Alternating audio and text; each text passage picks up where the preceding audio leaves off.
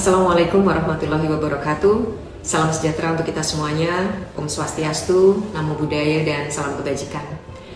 Pada kesempatan ini, saya ingin menjelaskan terkait pernyataan saya yang sedang ramai menjadi perbincangan publik.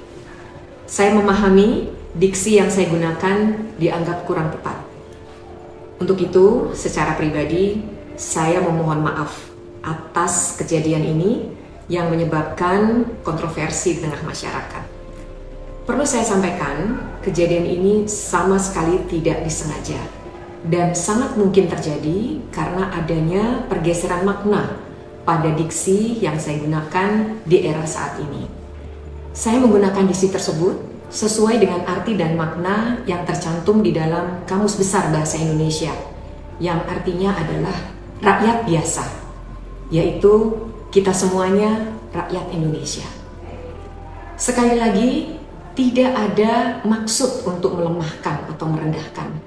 Kami akan terus introspeksi diri dan akan lebih berhati-hati dalam menggunakan bahasa dan khususnya diksi saat kami melaksanakan tugas untuk mengkomunikasikan kebijakan strategis dan program prioritas pemerintah.